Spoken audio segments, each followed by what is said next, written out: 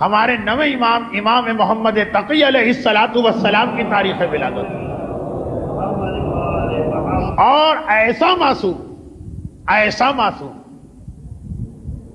کہ معصوم ہونے کے باوجود تہمت اس پر بھی لگائی گئی اور تہمت اس کی ماں پہ بھی لگائی گئی۔ ہمارے چہاردہ معصومین کے سلسلے میں ہمارا نواں امام اس اعتبار سے بہت ہی زیادہ مظلوم ہے کہ یہ وہ امام جن کی والدہ پہ تہمت آئی تھی۔ ان کا ایک لقب معصومین نے کہا کہ یہ شبیہ مریم، بئی مانا اسی مانو کہ جس طرح جناب مریم پہ تہمت آئی تھی، یا اے مریم لقد جئتک بشیء فریہ، سورہ مریم کی آیت۔ ساری قوم کہہ رہی ہے کہ مریم تو غیر شادی شدہ بیٹا کیسے پیدا ہو گیا؟ اور ویسی ہی تہمت ہمارے 10ویں امام کی والدہ پہ بھی لگائی گئی، اور کس نے لگائی تھی اور کیوں لگائی تھی؟ دو بہت ہی اہم سوال۔ میرا ایک طریقہ کار ہوتا ہے کہ جو ولادت کی یا شہادت کی اہم تاریخ اس کی مناسبت سے بات کرتا ہوں، یہ دونوں تاریخوں کا خیال کر کے ہمیں آگے بڑھنا، اس لیے بہت مختصر مگر اسی بہانے سے ان معصومین کا تذکرہ ہوتا رہے تو کچھ نہ کچھ ہمارے بچے یاد رکھ پائیں گے کس نے لگائی اور کیوں لگائی۔ 8ویں امام کے بھائیوں نے لگائی۔ 8ویں امام کے بھائی کا مطلب کیا ہوا؟ 7ویں امام کی اولاد، جو دینی اصطلاح سادات موسوی کہلاتے ہیں۔ اور کیوں لگائی؟ اس لیے لگائی کہ ہمارا 8واں امام بڑھاپے میں داخل ہو گیا تھا، 45 سال کے قریب عمر ہو گئی تھی اور صاحب اولاد نہیں تھی، اس وقت تک اولاد نہیں ہوئی۔ اب بھائیوں کے دل میں یہ خواہش پیدا ہو، ایک لالچ آئی کہ اگر اسی طرح سے مرتے دم تک یہ بے اولاد رہے تو شریعت کا مسئلہ ہے کہ کوئی شخص اگر انتقال کرے اور لاولد اور والدین بھی زندہ نہ ہو تو اس کی جائیداد بھائیوں کو ملتی ہے۔ ساری جائیداد قریب آتی نظر آ رہی ہے، کیونکہ گروہ معصومین 50-55 یہی اوسط عمر چل رہی تھی، اور ہمارا 8واں امام اس کے قریب پہنچ چکا۔ بھائیوں کی آنکھوں کے سامنے ایک مرتبہ مستقبل کے سنہری خواب آنے لگے، اور اسی حوالے سے ایک چھوٹی سی بات کہہ، ائمہ طاہرین صاحب جائیداد، بڑی بڑی جائیداد، اتنی بڑی کہ اس قسم کے واقعات پیش آ گئے۔ 100 200 500 روپے کے اندر اس قسم کے جھگڑے نہیں کھڑے ہوتے۔ اور یہ بھی بتا دیا جائے کہ یہ خالی 8ویں امام کی بات نہیں، شروع سے باغ فدق میں بھی اس کے پیچھے کوئی چیز چھپی تھی۔ چھوٹا سا مختصر سا ایک باغ ہوتا تو کسی کو ضرورت نہیں تھی اس کے حوالے سے اپنے آپ کو تاریخ میں اتنا بڑا مجرم بنانے کی۔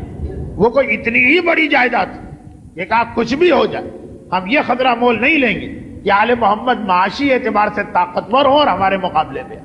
وہاں سے لے کے 8ویں امام تک علماء کے بارے میں جو قوم کی توقع ہے کہ لنگی اور بنیان پہن کے زندگی گزارے، کسی درخت کے نیچے رہیں، جوتیاں چٹکھاتے رہیں، کسی بھی وجہ سے اگر ذرا سی حالت بہتر ہوئی تو لاکھوں تہمتیں لگ گئی۔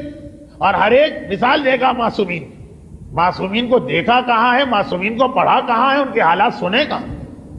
باغ فدق سے لے کے 8ویں امام کی جائیداد تک اتنی کہ سارے بھائی، سارے نہیں اکثریت دشمنی پہ اترا، اور جب ان کی امیدوں پہ اوس پڑ گئی کہ 8ویں امام کے یہاں بڑھاپے میں اولاد پیدا ہو تو براہ راست 9ویں امام کی والدہ ماجدہ کو جناب سبیکہ، جن کا تعلق سوڈان سے تھا، براہ راست ان پہ تہمت لگا دی کہ یہ ہمارے بھائی کا بیٹا ہے ہی نہیں۔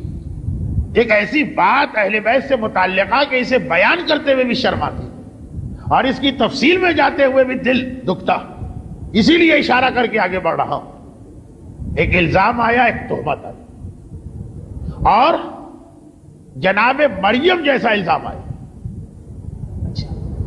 خود 9ویں امام ان کے بیٹے، ان کا مسئلہ یہ تھا کہ ان کو ویسا امتحان دینا پڑا جیسا حضرت عیسیٰ کو دینا پڑا۔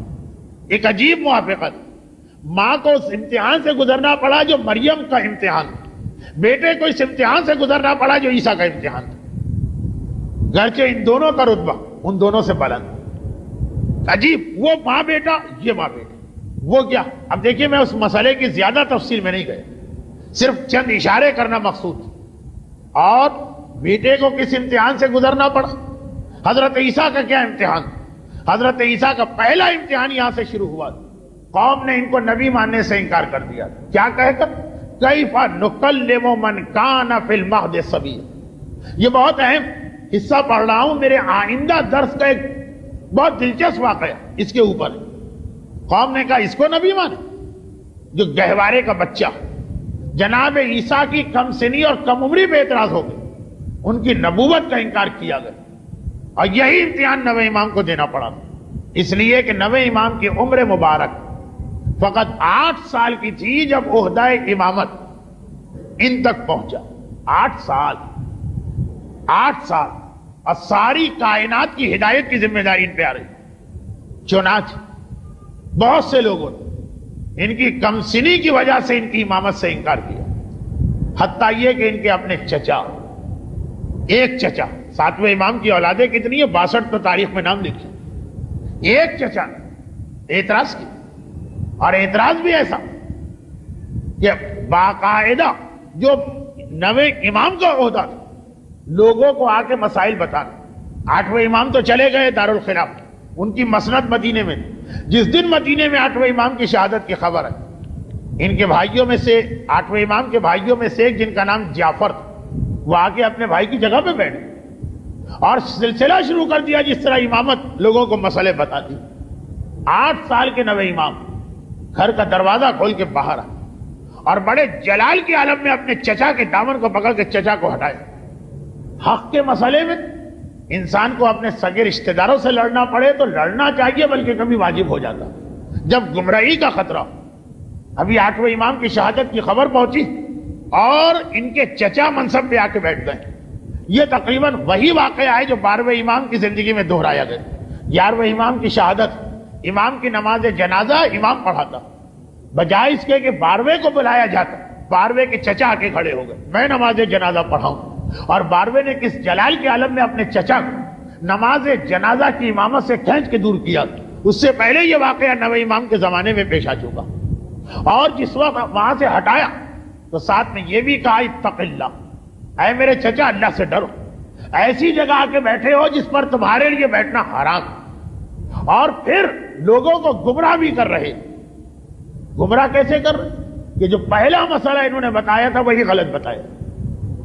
چچا بھتیجے سے یہ تو نہ کہہ سکا کہ جگہ میری، کہا کہ اے بھتیجے تم کیسے ہو کہ اپنے باپ کے بتائے ہوئے مسئلے کو غلط کہتے؟ جو مسئلہ میں نے بتایا یہ مسئلہ تمہارے باپ بتا چکے۔ اور نویں میں ہم نے مسکرا کے کہا تھا مجھے پتا ہے میرے بابا نے کیا کہا، میرے بابا نے جانور کا مسئلہ بتایا تھا اور آپ میت کا مسئلہ بتا رہے ہیں۔ ایک بہت عجیب مسئلہ تھا، پھر وہی بات کہ اس کو ممبر پہ بیان کرتے ہوئے شرم آ رہی۔ بعض افراد اپنی فطرت میں ایسے کج ہوتے اور ایسی خباثت بھری ہوتی کہ وہ کچھ گناہ جانوروں اور میتوں سے بھی کرنے لگتے ہیں۔ اس کا یہ واقعہ چل رہا تھا۔ تو 8ویں امام کے زمانے میں واقعہ کسی جانور کے بارے میں آیا، اور اس وقت یہ واقعہ کسی میت کے بارے میں آیا کہ کسی نے اس میت سے فعل حرام کیا، اور انہوں نے وہی جواب جڑ دیا۔ نویں نے کہا نہیں میرے بابا نے اس کے لیے کہا تھا اور آپ اس کے لیے کہہ رہے۔ مسئلہ ایک جیسا لگے مگر فرق ہوتا۔ جس چیز پر نواں امام اپنے چچا سے اتنا ناراض، وہی چیز آج ہر مومن کر رہا۔ کیا مطلب؟ ایک جگہ کا مسئلہ دوسری جگہ جا کے جوڑ دیتا۔ پورا واقعہ تو آپ بہار میں پڑھ لیجئے۔ بہرحال بہار الانوار معصومین کے حالات کی جو کتابیں، اس کا اردو ترجمہ ہو چکا، ایک بڑا اچھا کام ہو گیا۔ نویں امام کے حالات پوری بہار 110 جلدوں میں تو ترجمہ نہیں ہوئی، مگر حالات چہاردہ معصومین میں سے اکثر جلدیں اردو ترجمہ ہو چکی، جس میں نویں امام کے حالات ہیں اور اس میں یہ واقعہ بھی لکھا۔ خیر، مومنین نے کرا دیکھیے کیا کہا، میرے بابا نے مسئلہ بتایا تھا جانور سے بدفعلی، اور تم نے اس کو ملا دیا میت کے بارے میں۔ جس چیز پر میرا نواں امام اتنا ناراض کہ مجمع عام میں اپنے چچا کو ٹوک کے ان کی غلطی بتا رہا، آج ہر مومن نے اس کو اپنا طریقہ بنا لیا۔ الا ما شذ و ندر، سوائے ان لوگوں جو آنکھیں بند کر کے صرف حکم امام کی پیروی کرتے. مثلا زکوٰۃ سونے اور چاندی میں واجب، وہی سارے مسائل کرنسی نوٹ پہ لائے جاتے. پوچھا جائے یہ دو الگ چیزیں ہیں، روایت میں کہیں تذکرہ ہے؟ کا تذکرے کی کیا ضرورت؟ جو اس زمانے میں سونے اور چاندی کی حیثیت تھی وہ آج نوٹ کی حیثیت. یہ وہ چیز تھی کہ جس کا سلسلہ شروع تو بہت پہلے ہوا، لیکن نویں امام کے حالات میں خاص اہمیت کے ساتھ آ رہا. نماز جمعہ معصوم کی موجودگی میں اس کی جتنی اہمیت ہے کہ 3 جمعہ میں شرکت نہ کرنے والا کافر تک قرار دیا گیا، اسی کو لا کے غیبت امام میں بھی جوڑا جا رہا. وہی حدیث ہے. یہ خیال کیے بغیر کہ نماز جمعہ میں غیبت امام اور حضور امام میں کتنا فرق. نواں امام برداشت نہ کر سکتا، اور ایک بار کہا کہ اچھا اول تو جہاں آ کے بیٹھے وہاں بیٹھنا تمہارے لیے حرام، اور پھر بیٹھ کر بھی لوگوں کو گمراہ کر رہے. یہ کہہ کے اپنے چچا کو اٹھا دیا. یہاں سے لے اپنی زندگی کی آخری سانس تک نویں امام جو مسلسل پیغام دیا، اس میں ایک پیغام بہت اہم تھا، اور وہ یہ تھا کہ شریعت خدا کو کھیل نہ بناؤ. دنیا میں کھیلنے کے لیے اور بہت ساری چیزیں، جاؤ چلے جاؤ ادھر جا کے کھیلو، کوئی تم سے کچھ نہ کہے گا، مگر شریعت کو اپنا کھلونا نہ بناؤ کہ جس کا دل چاہا شریعت میں دخل دے دے، جس دلیل سے چاہا حکم خدا میں حلال کو حرام اور حرام کو حلال کر دے. مسئلہ شرعی بتانا اتنی آسان چیز نہیں. جب آپ کسی کو ایک مسئلہ شرعی بتاتے تو گویا آپ کیا کہتے؟ آپ یہ کہتے کہ مجھے پتا ہے کہ خدا نے یہ حکم نازل کیا. اتنا بڑا یہ جملہ ہے، اتنا بڑا آپ کا دعویٰ کہ واقعاً آدمی کانپ اٹھے صحیح مسئلے میں، اور کہا وہ غلط سلط مسئلے. یا ارسطو اور سقراط و بقراط بن کے ادھر کی بات ادھر جوڑ کے جو آدمی بات کہتا. اچھا ہمارے یہاں دیکھیے 2 چیزیں. ایک یہ چیز کہ کچھ لوگ ایسے ہوتے ہیں ہر مسئلے میں ٹانگ اڑانا اپنی ذمہ داری سمجھتے ہیں، اور ایسی ذمہ داری کہ بڑے سے بڑے مراجع کی توہین کرنے میں ان کو کوئی باک نہیں. اچھا اس کے برعکس دوسرے لوگ بھی ہوتے، یہ وہ لوگ جو کسی بھی مسئلے کی تفصیل سننا ہی نہیں چاہتے. ان سے اگر کبھی آپ کسی مسئلے کی تفصیل بتائیے کہ انہوں نے آ کے ایک مسئلہ پوچھا کہ بھائی فلاں کا کیا حکم، اور ذرا تفصیل بتائے گا چھوڑیے بھائی آپ لوگ تو دین کو بڑا مشکل بنا رہے، بنی اسرائیل کی گائے نہ بنائیے، چھوٹا سا مسئلہ ہے چھوٹا سا جواب دے دیجیے. لیکن نہ یہ طریقہ اسلام ہے نہ وہ طریقہ اسلام. اور دونوں کی نفی میرے اس نویں امام نے کی جن کی ولادت کا جشن آپ کل منائیں. ادھر چچا نے غلط سلط مسئلے بتائے تو امام نے ڈانٹا، اور ادھر آ کے دیکھیے 8 سال کا امام، بنو عباس کا دربار. واقعہ آپ نے بار بار سنا اور سنیں گے آپ ساری زندگی، مگر آج کس حوالے سے سنیے اور اسی پہ میری مجلس اختتام پہ چلی جائے. بنو عباس کا دربار، اس لفظ کا مطلب کیا ہوا؟ اس دور میں بنو عباس دنیا کی سب سے بڑی طاقت تھی. بنو عباس کے دربار کا مقصد یہ ہے کہ دنیا کی سب سے بڑی طاقت کا دربار سجایا گیا، اور 70,000 علماء بلائے گئے، اور ان سارے علماء سے یہ کہا گیا کہ اپنا ایک نمائندہ مقرر کرو جو اس 8 سال کے بچے سے مناظرہ کرے. اور میٹنگیں کرنے کے بعد سب نے یحییٰ ابن اقسم کا نام لیا. ہارون کے زمانے سے یہ آدمی چلا آ رہا ہے، بنو عباس کا قاضی القضات یا چیف جسٹس. تقریباً وہی اس کی حیثیت جیسی آج کل وہ عبد العزیز ابن باز سعودی عرب کا مفتی اعظم، وہ نابینا عالم. یہ جو آج میں پڑھ رہا ہوں اس کو ذرا ذہن میں رکھیے گا، آئندہ اتوار کی تقریر میں ذرا ربط ملے گا اور آپ کو بڑا مزہ آئے گا. سب سے بڑا عالم پوری اسلامی دنیا میں مسلم الثبوت، 70-75 سال کی تو عمر ہو چکی، اور 8 سال میرے نویں امام کی عمر ہے جب یہ واقعہ پیش آیا. لا کے بٹھایا گیا، مناظرہ ہونا. مذاق اڑایا جا رہا ہے نویں امام کا 8 سال کا بچہ، اور یہ دعویٰ امامت کر جس کی بنا پہ یہ مناظرہ ہو. ایک بار امام نے یحییٰ ابن اقسم سے کہا کہ یہ بتا پہلا سوال تو کرے گا کہ میں کروں. بہرحال یہ تو ماننا پڑا کہ آپ فرزند رسول، کہا فرزند رسول آپ ہی پہلا سوال کریں. فقہ میں آسان ترین مسئلے یہ سمجھے جاتے ہیں، نگاہ ڈالنے کے مسئلے. پوری شریعت میں کل 5 مسئلے، جس نے 5 مسئلے یاد کر لیے پوری اس کے پاس شریعت کا یہ حصہ آ گیا. امام نے یہ آسان ترین مسئلہ پوچھا. آپ کا سنا ہوا اس کے بعد والے مسئلے کے حوالے سے بات کرنا. کہا اچھا سن، ایک آدمی نے صبح سورج نکلتے وقت ایک نامحرم ایک عورت کو دیکھا جو اس کے لیے حرام تھی، دیکھنا حرام تھا۔ چاشت کے وقت، سورج کے چڑھنے کے وقت، جو دعائے ندبہ کا وقت، دوبارہ اسی عورت کو دیکھا، یہ اس کے لیے حلال تھی۔ ظہر کے وقت اس کو دیکھا، اسی عورت کو دوبارہ حرام ہو گیا۔ عصر کے وقت اسی عورت کو دیکھا، پھر دیکھنا حلال ہو گیا۔ مغرب کے وقت اس عورت کو دیکھنا حرام تھا۔ عشاء کے وقت اس عورت کو دیکھنا وہ حلال ہو چکا۔ آدھی رات کو دیکھا تو دیکھنا حرام تھا، فجر کے وقت دیکھا تو دیکھنا حلال ہو گیا۔ 24 گھنٹے بھی نہیں گزرے صبح سورج نکلنے سے لے کے فجر کے وقت 8 مرتبہ نگاہ ڈالی، 4 مرتبہ حلال، 4 مرتبہ حرام۔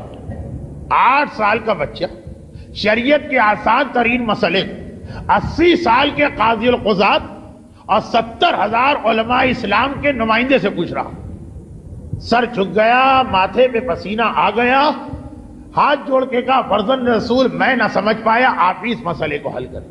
اور امام نے حل کی۔ کہا کہ ایک شخص ایک دن صبح کے وقت جب سورج نکل رہا تھا ایک کنیز کو دیکھا، کنیز کو دیکھنا بھی حرام ہے، وہ عورت۔ چاش کے وقت اس کو جا کے خرید لیا، اس کے مالک سے خرید لیا، اپنی کنیز ہو گئی، اپنی کنیز کو دیکھنا حلال۔ ظہر کا وقت آیا، راہ خدا میں اس کو آزاد کر دیا، آزاد ہو گئی، اجنبی عورت بن گئی، بالکل آزاد، دیکھنا حرام۔ عصر کے وقت اس سے شادی کر لی، نکاح کر لی، بیوی ہو گئی، حلال ہو گئی۔ مغرب کے وقت اس سے زہار کر لی، یعنی کہہ دیا کہ تو ماں کی مانند، حرام ہو گئی۔ لیکن زہار میں نکاح نہیں ٹوٹتا ہے، کفارہ دینا پڑتا۔ عشاء کے وقت اس کا کفارہ دے دیا، وہ جو ہے کہ 60 غریبوں کو کھانا کھلاؤ اور جو کچھ، حلال ہو گئی۔ آدھی رات کو اسے طلاق دے دی، طلاق ہوتے بیوی حرام ہو گئی۔ فجر کے وقت رجوع کر لیا، اس لیے طلاق کے بعد عدے میں ہر وقت رجوع کیا جا سکتا، دوبارہ اس کے لیے حلال ہو گیا۔ اب تو کوئی سوال کر، اس نے ایک سوال کیا، اور دیکھیے اس کا سوال ہی یہ بتا رہا کہ وہ سمجھ گیا کہ میرا مقابلہ 8 سال کے بچے سے نہیں ہے، اس سے کہ جو علم رسالت کا حامل ہے، اس لیے شریعت کے مشکل ترین مسئلے کو پوچھا۔ پوری شریعت، حج کے مسئلے بڑے مشکل مانے جاتے ہیں، اور حج میں بھی کفاروں کے مسئلے مشکل ترین مسئلے، بڑے سے بڑے مجتہد سے بھی پوچھئے گا، وہ کہے گا ٹھہر جائیے میں کتاب دیکھ کے بتاؤں۔ کفاروں کے مسئلے کہ کیا کفارہ، اس نے سوال وہاں سے کیا جو بتا خود اس بات کا چھپا ہوا اعتراف کہ بچہ نہیں سمجھ رہا ہے، تبھی شریعت کے مشکل ترین مسئلے کو دریافت کیا۔ کہا فرزند رسول، ایک آدمی احرام پہنے ہوئے تھا اور اس نے شکار کر لیا، بتائیے کیا کفارہ۔ امام مسکرائے، کہا کہ تو نے سوال تو کیا، مگر یہ تو بتا کہ جس شخص نے احرام کی حالت یہ شکار کیا تو یہ احرام اس نے عمرے کا پہنا تھا کہ حج کا پہنا تھا؟ یہ شکار اس نے حرم کی سرزمین میں کیا تھا کہ ہل کی سرزمین میں کیا تھا؟ یہ شکار اس نے رات کے وقت کیا تھا کہ دن کے وقت کیا تھا؟ آمدن یہ شکار کیا تھا کہ بھولے سے یہ عمل ہو گیا؟ شکار کرنے والا بالغ تھا کہ نابالغ تھا؟ شکار کرنے والا آقا تھا کہ کسی کا غلام تھا؟ شکار کرنے والے نے پہلی مرتبہ شکار کیا کہ اس احرام میں پہلے بھی یہ غلطی کر چکا؟ جو شکار کیا تو کوئی چوپایا تھا کہ اڑنے والا پرندہ تھا؟ جس کا شکار کیا وہ گھریلو یعنی پالتو جانور تھا کہ جنگلی تھا؟ جو شکار کیا گیا تو جانور بڑا تھا کہ جانور چھوٹا تھا؟ جو شکار کیا گیا تو یہ اپنے عمل پر مصر ہے، ضد کر رہا ہے کہ میں نے صحیح کیا کہ نادم؟ اس طرح سے 17 شقیں امام نے نکالی کہ ایک مرتبہ یحییٰ ابن اقسم مبہوت ہو کے رہ گیا، آنکھیں پھٹ گئی، منہ کھلا کا کھلا رہ گیا، گھبرا کے کہا کہ فرزند رسول کیا ان کی الگ الگ مسئلے ہیں؟ امام نے کہا سٹ، اور ایک ایک شیخ کو اس کے بعد امام واضح کر رہے ہیں، لیکن جو بات مجھے آپ سے کہنا تھی وہ یہ کہ یحییٰ ابن اقسم نے ایک مرتبہ گھبرا کے کہا فرزند رسول آپ ہی اس مسئلے کی وضاحت کر۔ ہمارے یہاں اگر کوئی شخص کسی عالم کے پاس جائے اور جا کر کہے کہ مولانا صاحب میں حج پہ گیا تھا اور مجھ سے غلطی ہو گئی، ایک شکار ہو گئی، اور وہ 17 میں سے 3 باتیں بھی پوچھ لیں تو سامنے والا چڑھ کے کہے گا کہ اتنی آسان شریعت کو آپ لوگ کتنا مشکل بنا رہے ہیں۔ ارے میں نے ایک سوال پوچھا تھا، آپ نے بنی اسرائیل کی گائے بنا دیا، یہی علماء نے تو بیڑا غرق کیا، اسی لیے تو نوجوان نسل اسلام سے بھاگتی ہے، اسی لیے تو لوگ آج کل بے دین ہو رہے ہیں۔ کتنا لمبا لیکچر اس مولوی کو آپ پلا کے آ جائیں۔ امام معصوم 70,000 علماء کے سامنے اس ایک بات کو بھی واضح کر رہے کہ مسئلہ پوچھنے کا بھی طریقہ ہوتا ہے، اور شریعت اسلامیہ ایک مسئلے کے سینکڑوں پہلو ہوتے ہیں، ہر ایک کو ذہن میں رکھ کے تمہیں سوال کرنا۔ ادھر اپنے چچا کو ڈانٹا اور کہا کہ اے چچا ادھر کی بات ادھر نہ جوڑیے، یہ الگ مسئلہ تھا، وہ الگ مسئلہ۔ اور یہاں یحییٰ ابن اقسم کو ڈانٹا کہ شریعت آسان ہے، مگر آسان کا مقصد کاہلی نہیں ہے، آسان کا مقصد لاپرواہی نہیں ہے، آسان کا مقصد سستی نہیں ہے، شریعت کے احکامات پوری تفصیل کے ساتھ عمل کرنا پڑتے۔ اگر 10 تاریخ اصل تو ولادت کا جشن آپ کل منائیں، اس حوالے سے یہی ایک بات ذہن میں بیٹھ جائے کہ احکامات شریعت، کیونکہ مجھ تک یہ بات پہنچی نہیں ہے یہاں باب العلم کے حوالے سے، لیکن اتنا تجربہ تو ہے کہ کتنے ہی لوگ یہاں کے درس کے پہلے حصے پہ چڑھتے ہوں اور اکتاہٹ میں مبتلا ہوتے ہوں اور بوریت کے نعرے اپنے دل میں لگاتے ہوں، اور بعض اوقات لوگ یہ بھی سمجھتے ہوں کہ آسان دین کو مشکل بنایا جا رہا، اور ہاں اور نہ میں جواب دینے کے بجائے ایک سوال کے جواب میں آدھے گھنٹے کی کہانی دہرائی جا رہی۔ اگر اتنا بھی سمجھ میں آ گئے کہ دین آسان کا مطلب لاپرواہی نہیں، سستی نہیں ہے، کاہلی نہیں ہے، یہ مطلب نہیں ہے دین آسان کا کہ جہاں ذرا سا دماغ پہ زور پڑنے لگے تو آپ کہیں کہ ہم اسے سننے کو تیار نہیں۔ 10ویں امام کے دونوں واقعات آپ نے سن لیے۔ اپنی طرف سے شریعت خدا کے احکام میں دخل نہ دینا۔ اگر امام کا چچا بھی یہ عمل کرتا تو مجمع عام میں ڈانٹ کے امام اس کو اٹھا دیتے۔ اور شریعت آسان، مگر آسان کا مقصد یہ نہیں کہ حکم خدا کو اتنی لاپرواہی کے ساتھ لیا جائے، نہیں، حکم خدا اس کی ساری تفصیلات اور اس کی ساری گہرائی میں جانا پڑے گا، تبھی تو 1 گھنٹے مسائل پر بحث کو 70 سال کی سنت عبادت سے افضل قرار دیا گیا۔ برحمتک یا ارحم الراحمین، وصلی اللہ علی محمد وآلہ الطاہرین۔